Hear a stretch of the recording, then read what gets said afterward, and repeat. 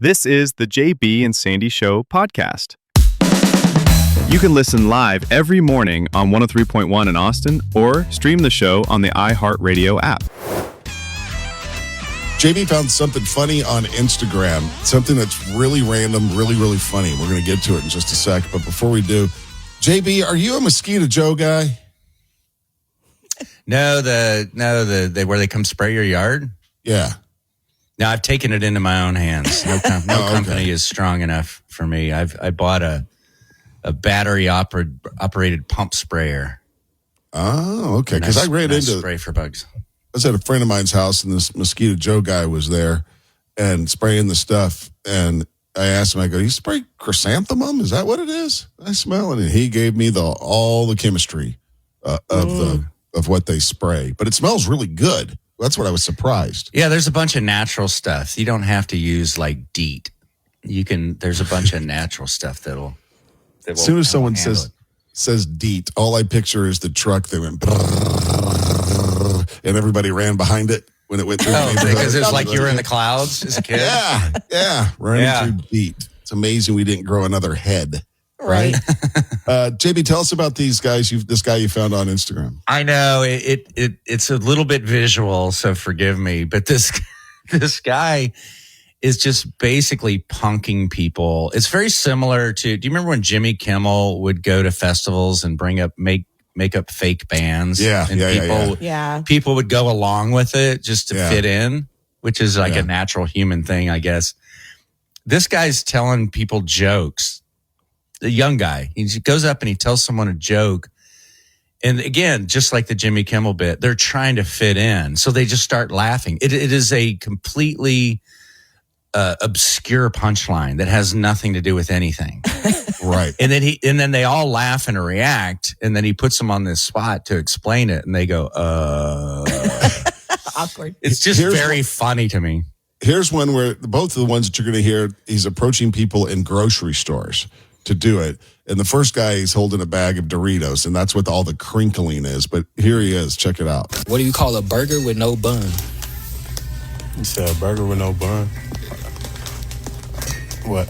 Snoop Dogg ice cream.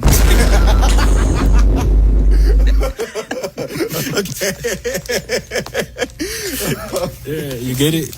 Yeah. Explain it. Snoop Dogg like a burger, no.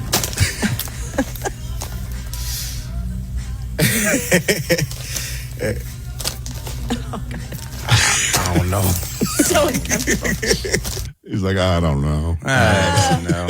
It just was goofy. There was, the same thing where Shane Gillis punked everyone at the ESPY Awards.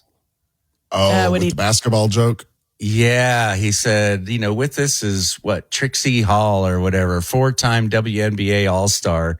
She's not even in the WNBA. And everyone applauds.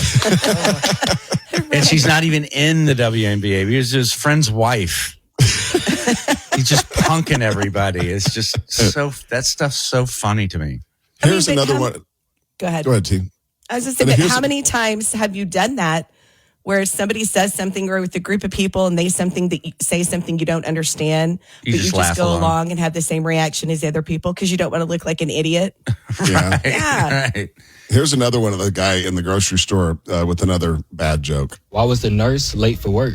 Why was the nurse late for work? Yeah. I don't know. African hash browns. You get it? I do. Yeah. Explain it. Dude. She was late for work because she wanted some hash browns, bro. She was in the mood for something.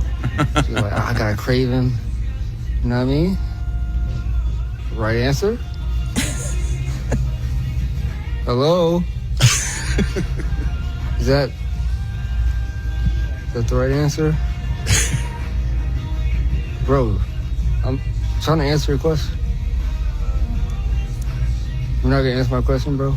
He's just standing there in silence, not saying anything to the guy. The whole thing is uncomfortable.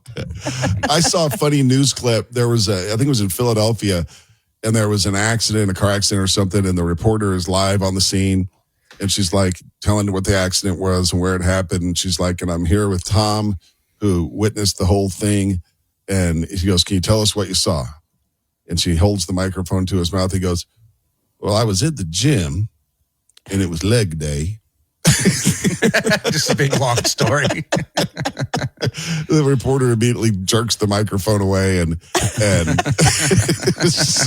was really funny. So I'm telling you, live TV, man, I wouldn't ask anybody a question on live TV anymore. Would you? You never know what someone's gonna say. So I don't know. That's pretty funny. Again, going back to what we were talking about earlier, people that are just really clever and creative, doing stuff online that we'd never see without social media. That's funny. It's very, very funny.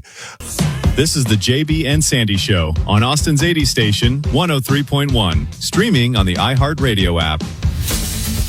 I think it was JB that pointed out a couple of months ago that the trend in entertainment right now, especially for younger people, is to make a place available where they can be entertained.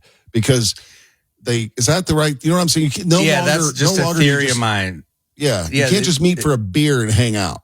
It just sit and hang at a bar. They won't do it. There has to be some kind of entertainment, like pickleball or something. Activity. Cornhole. Yeah. Or so you're something. seeing a lot of these big outdoor type bars becoming a hit because people like to be entertained. They don't want to just sit there. Yeah, I found one of those places in Dallas. I went to Dallas last week when we were on vacation and hung out with 3 or 4 of my girlfriends that I've known since I was 11, and they live in the area of Dallas called the Bishop Arts District. Fun little cafes and little local stores. You walk up and down the street, can eat and drink and shop. And they had an old school video arcade. I think it's called Play On, but it's exactly what you said. It's not just an arcade. It's a bar that you go in, you give them $5, and they have probably 50 video games. And for $5 at the bar, you have unlimited lives, unlimited games. You don't ever have to put a quarter in the machine. They're all just on. Which, and by the way, old school games, right? Yeah. I bet. Yeah, was my dream as a child, because the stress of being a kid is how many quarters did I have? How many games did I have to play? I'm telling you, it was like stepping back in time. Asteroids, which was my most favorite. Pac-Man. Not as good as Deluxe. Asteroids Deluxe was better, but anyway. I don't know. I was a basic Asteroids girl.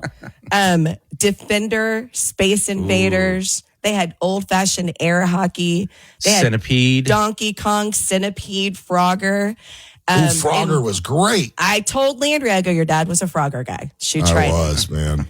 But it was so much fun. And our 16-year-old daughter was with me. She freaking loved them. Loved all the games. We got in the car at the end of the night and she was like, Mom, games when you were growing up were pretty cool. I was like, girl, I know. Tell me something I don't know. It was just so much fun. And again, $5. We could have stayed there for hours and played. Yeah, I guess they don't comprehend that. Like, there were arcades. Like now it's coming back. It's a bar. The goal is to sell liquor. Yeah. But for teens in the 80s, there were arcades. Yeah. You would go and it was only the games. Like, they weren't selling alcohol. There was one in Georgetown. It was called Eagle's Nest. Nice. But do you remember the stress of how much money do I have? How many games is this going to be? Yeah, and the pressure, like when you're trying to learn a game, like you're in and out pretty quick. Yeah. And then there's people lined up behind you at the next game, and stress. No, did you guys have to put your quarters down like on the machine to know who was next? That's how we did it. To see how many games they were going to play before it was your turn. Yeah, right. Yeah. So what did you play? What games did you play? All the ones my number one was Asteroids. I'm going to admit that I had a little bit of problems getting back in the groove with the hyperspace button. Oh, that always threw me off too. Because you never knew where you're going to end up on the screen. But I was full on Asteroids, Defender, and Centipede are the main ones I went to. I dabbled in a little Pac-Man. I've still got it with Pac-Man. But I will tell you, we were there probably 2.5 hours. By the time we left, my arms and my hands were like claws from pushing all the buttons. My arm was frozen. And I mean, I was having to walk around and like shake my arms out from all the stress of playing the games and squeezing the buttons and pushing the buttons and the joysticks and stuff. You are so fragile. I'm a little bit of a fragile flower, aren't I? Yeah, because you injure yourself in the most ridiculous ways. Trisha had an ice cream scooping injury that lingered for months. Yep. And months. And Gotta months. let that ice cream thaw out. I was big and I couldn't wait for it to get soft. I had a puzzle neck injury. Puzzling too much and leaning over. They're not big injuries, but they hurt. Come on. Right. So very similar to what you were talking about, Trisha. There's a place called the Cidercade. They sell cider beer, but it's like you pay $10 flat fee, play all the games. It's right. It's the old Magic Time Machine on Riverside. Oh, I had my 10th birthday at the Magic Time Machine. Yeah, and it's very popular. There's a line to pull into that thing on the weekends. Really? My daughter loves it. Yeah. Is the Magic Time Machine where kind of close by where that old Landry's used to be? Same place. Same place. Building. Yeah. Mm-hmm. Oh, so it was a Magic Time Machine, then a Landry's, and now it's a this? Yeah, and it was a Joe's Crab Shack for a while. Oh, I don't think I knew that. Is that the one you worked at, Trisha? No, I worked at the one up north. I was a hostess for 3 days.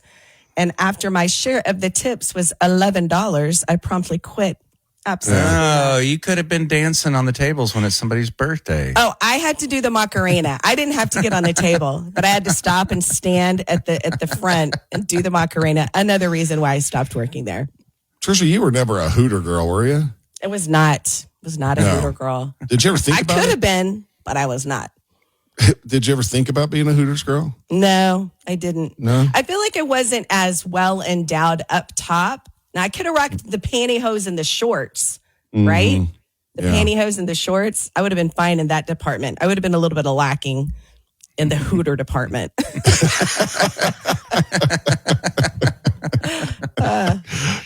Okay, now that you put it that way. Yeah. I understand.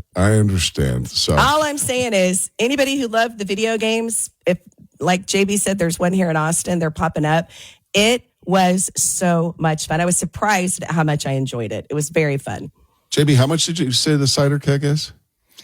I think it's $10. It's been a minute since I've been in there. I think we paid $10 and it was unlimited games, just like you said. Yeah. You don't put quarters in or tokens. You just play.